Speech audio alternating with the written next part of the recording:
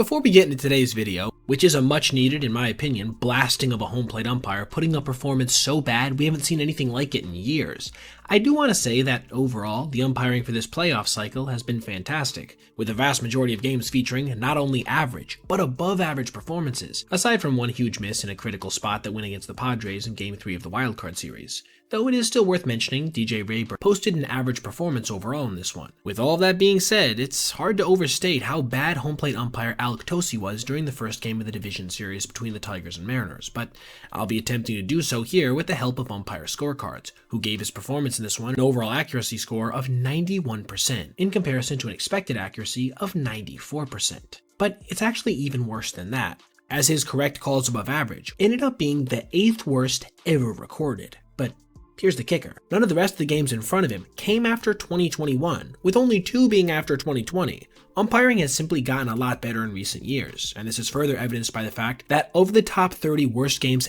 ever called in the postseason by correct calls above average, just a single one of them has come later than 2023. This made Tosi's stinkers stand out all the more, and it was certainly something to behold as somebody who was watching live, as the guy incorrectly called 25% of pitches that were balls in this one, creating the largest strike zone you're ever going to see on a major league field. Just look at that heat map. How do you even respond to that as a hitter? This possibly contributed to the lack of offense in this one, as through 9 innings, there was only 2 runs scored per team, with the Mariners getting theirs on a J-Rod home run and RBI single, and Detroit's on one big swing off the bat of Kerry Carpenter, who continued to torment George Kirby in this one, making him 5 for 11 in his career so far off the righty with 5 home runs, one of the nuttiest head-to-head profiles I've ever seen. Even in that at-bat though, Carpenter had suffered a really bad called strike on the 0-1.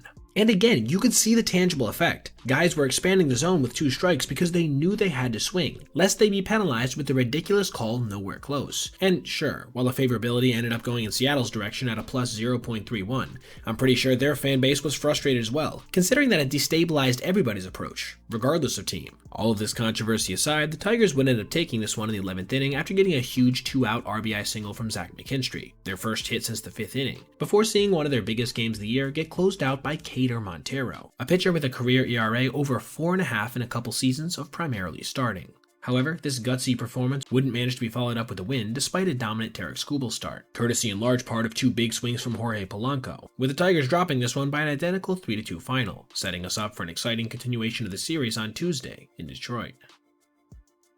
Alright everybody, if you made it this far, I appreciate you watching, and if you did, consider checking out any of these other videos on your screen right now for other content just like this.